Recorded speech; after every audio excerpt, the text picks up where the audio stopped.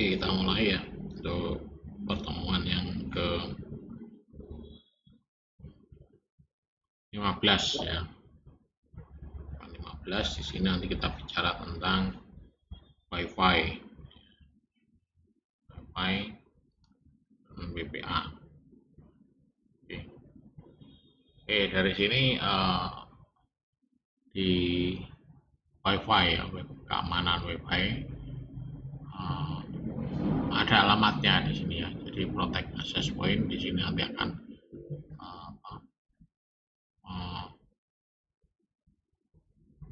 menayangkan ya peran dari apa istilahnya WPA ini. Jadi di sini diupdate tanggal 11 Juni 2003. Ya, pemeran web ini mencakup dari durasi 40 menit. Judulnya adalah akses yang dilindungi WiFi, mengunci tautan ya. Nanti coba apakah masih bisa dibuka atau tidak ini videonya ini. Kemudian di WLAN yang 802.11 ini ada beberapa yang ditawarkan ya untuk lebih aman. Jadi industri WLAN ini mengakui ya kerentanan dari autentifikasi 802.11 dan privasi datanya. Di sini ada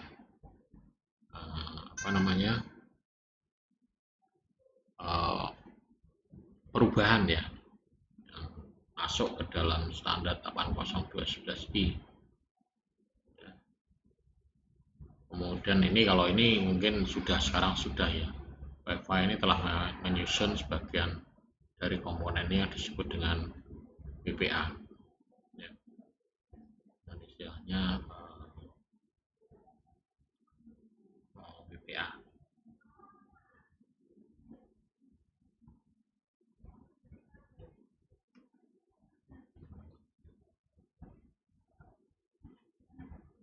Kemudian banyak yang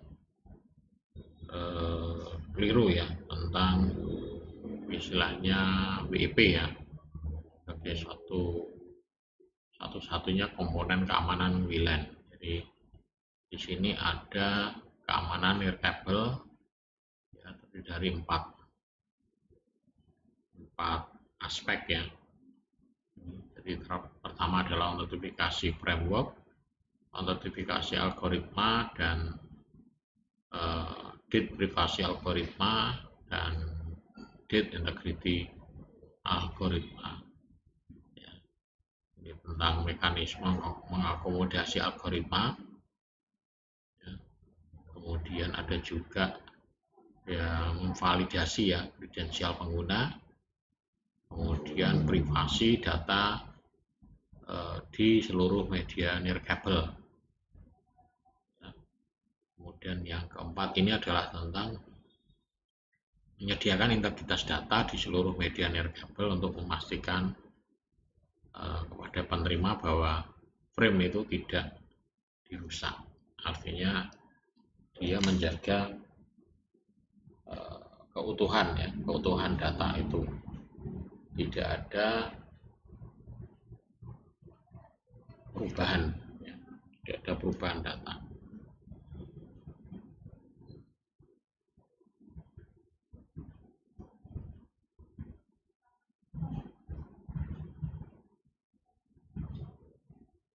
Nah, untuk kerangka autentifikasinya di sini ada ini ya, kerangka manajemen autentifikasi 802.11 ini frame autentifikasi, memfasilitasi algoritma autentifikasi open ya, ataupun share key, namun frame ini tidak memiliki ya kemampuan untuk mengautentikasi klien ya, gitu.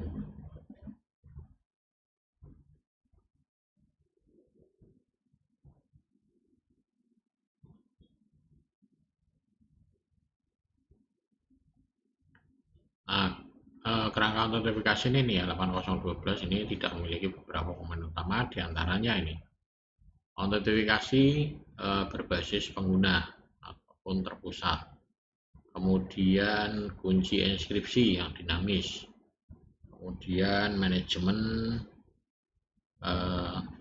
kunci ya, manajemen inskripsi, kemudian autentifikasi bersama atau share key ya. Nah, autentifikasi berbasis pengguna terpusat ini penting ya untuk keamanan jaringan. Jadi diantara di sini adalah open ataupun share key yang mencegah pengguna yang tidak berwenang menggunakan perangkat yang diotorisasi. Ya. Jadi secara logistik sebagai administrator jaringan ini harus memasukkan kembali semua akses point dan klien jika perangkat yang hilang atau dicuri ya, atau pemberhentian karyawan. Sementara kalau yang terpusat ya, manajemen berbasis pengguna melalui server ya, autentifikasi, otorisasi, dan accounting ya, radius ini memungkinkan kita mengizinkan atau melarang pengguna tertentu terlepas dari perangkat spesifik yang mereka gunakan. Ini beda ya, kalau ini nanti kalau ada yang alatnya dicuri berarti semuanya harus diganti ya. Ibaratnya kayak kunci rumah itu ya. Oh, kunci rumah kuncinya hilang gitu. Nah, maka kunci rumah itu berarti kuncinya harus di ganti. Ganti tidak hanya ganti satu tapi ganti semua. Kemudian kunci inskripsi dinamis ini autentikasi berbasis pengguna ini memiliki efek samping positif ya, kunci transkripsi khusus pengguna. Ya, per pengguna kunci dinamis akan membebaskan administrator jaringan dari keharusan mengelola kunci secara statis.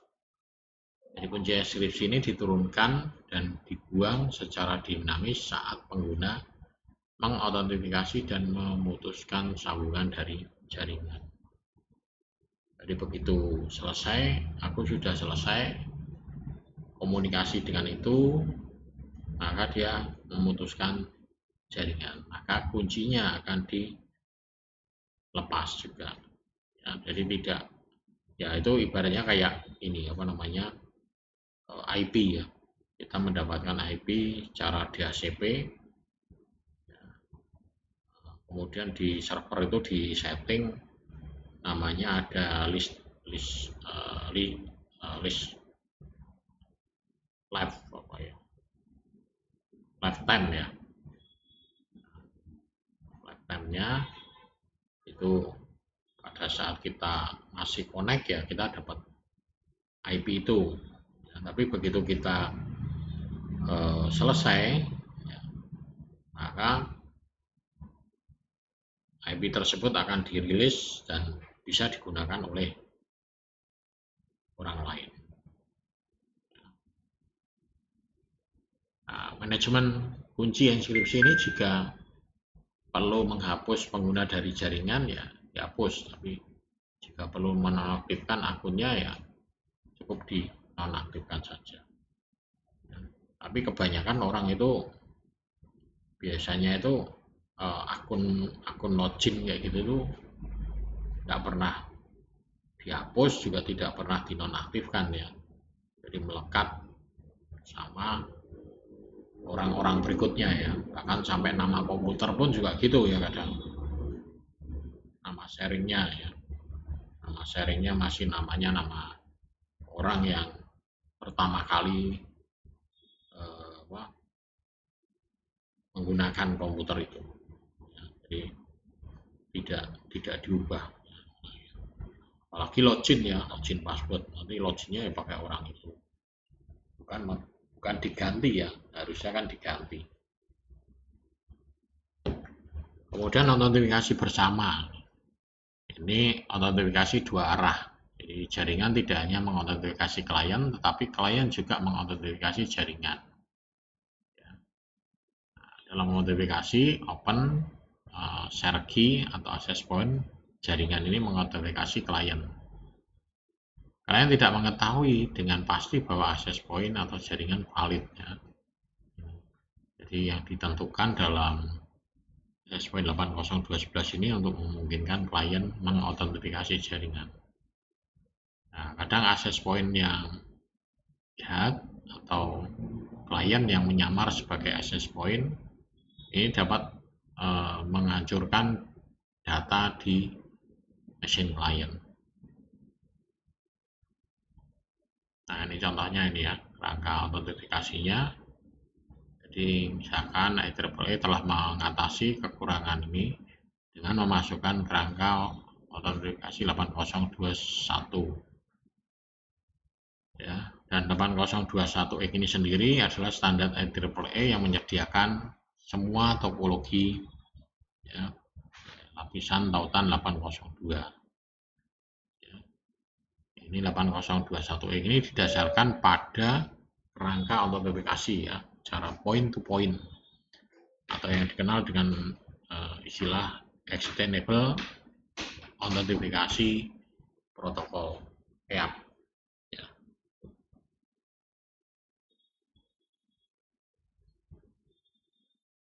Kemudian ini adalah kerangka autentifikasi ya, differing environment EAP dan 8021X tidak mengamanatkan penggunaan algoritma autentikasi tertentu. Nah, sementara administrator jaringan ini dapat menggunakan jenis autentifikasi yang sesuai dengan EAP untuk autentikasi 802.11. Ya, satu-satunya persyaratnya adalah bahwa klien 802.11 atau dikenal sebagai pemohon dan server yang mendukung algoritma autentikasi EAP. Nah, penggunaan arsitektur terbuka ini dapat diperluas ya untuk memungkinkan kita menggunakan satu kerangka autentikasi di lingkungan yang berbeda. Jadi setiap lingkungan dapat menggunakan jenis autentikasi yang berbeda-beda.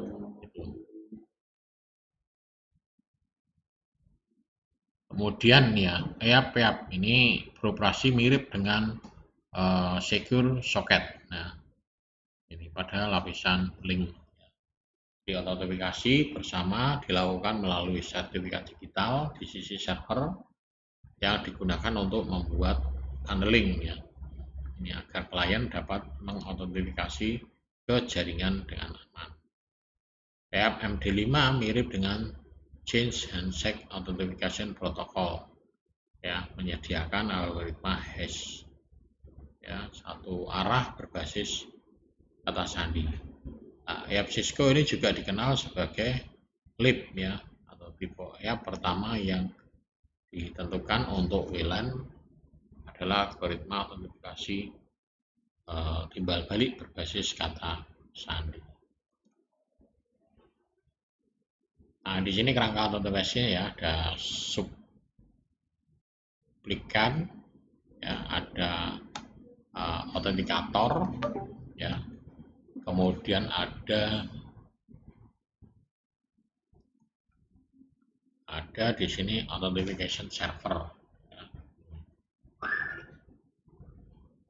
Jadi ada pemohon, autentikator, kemudian ada server autentifikasi. Ya.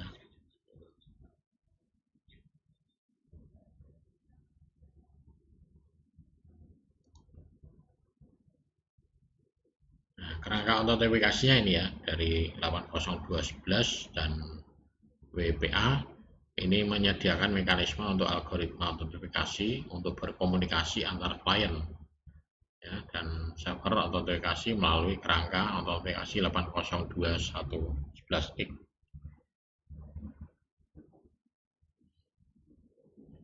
Dan baik 802.11 maupun 8 WPA ini tidak mengamanatkan pengguna algoritma autentikasi tertentu. Tapi keduanya merekomendasikan penggunaan algoritma yang mendukung ini autentikasi bersama, pembuatan kunci enskripsi dinamis, serta autentifikasi berbasis pengguna. Nah, ini adalah proses autentifikasi ya. Jadi mulai dari pertama wireless computer with AAP support, kemudian ini client associate with access point, kemudian access point block all user request to access LAN. Di sini ada access point with AAP X support. Nah, selain ini dia akan diblok. Kemudian masuk ke access switch ya. Ini masuk ke radius user connect. Kemudian di sini baru proses verifikasinya ya. User provide to login autentifikasi kredensial. Kemudian dia masuk ke sini ke radius server with app autentifikasi protokol support dan dynamic WP key generation.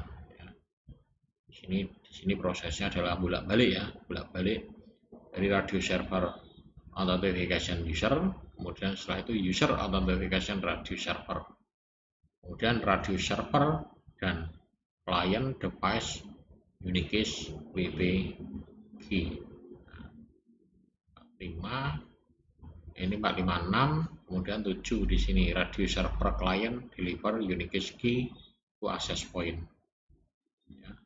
Jadi langkah keempat dan kelima mungkin akan diulang ya, tergantung dari tipenya ya.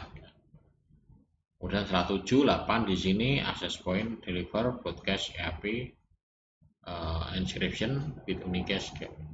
Kemudian 9 client dan access point aktif ya, WP used to unique broadcast key for transmission. Jadi prosedurnya banyak ini ya. Kemudian privasi data tentang enskripsi WP menghadirkan ini bagaimana Anda dapat memperbaiki 802.11 ini tanpa memerlukan penggantian kelengkapan perangkat keras, access point ataupun client. Jadi di sini IEEE menjawab pertanyaan ini dengan protokol TKIP ya, interface kunci temporal. TKIP ini menggunakan banyak fungsi utama WEP yang mempertahankan investasi klien dari peralatan infrastruktur 802.11 yang ada, tetapi memperbaiki beberapa kerentanan untuk memberikan efek enskripsi frame datanya.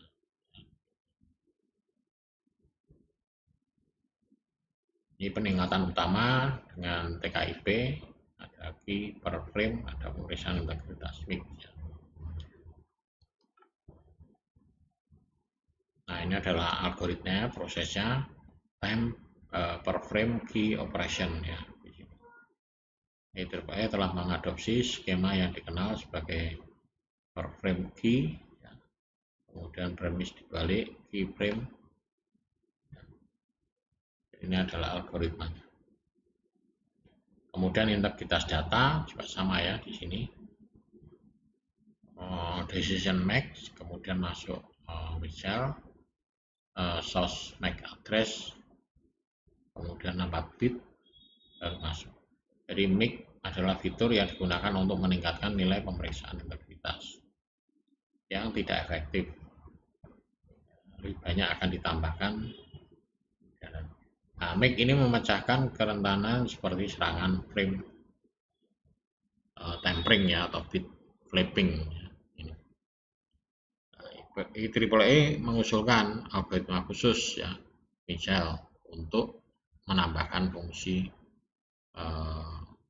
ICP ini tadi ya, nilai pemeriksaan integrity atau integrity check value.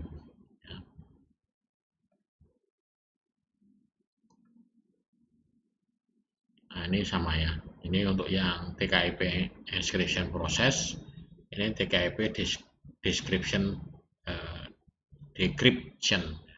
Encrypt ini decryptnya. Ya. Jadi prosesnya ini encryptnya, ini decryptnya. Ini untuk kesimpulannya. Oke, mungkin itu yang bisa saya sampaikan di pertemuan ke 15 ya. Ini nanti setelah ini adalah nanti UAS-nya saya aktifkan. Mungkin nanti UAS-nya akan diaktifkan sampai dengan 2 minggu ya, sampai dengan tanggal 18 ya. Oke, mungkin itu kurang lebihnya. Terima kasih. Selamat sore semuanya. Dan sampai ketemu di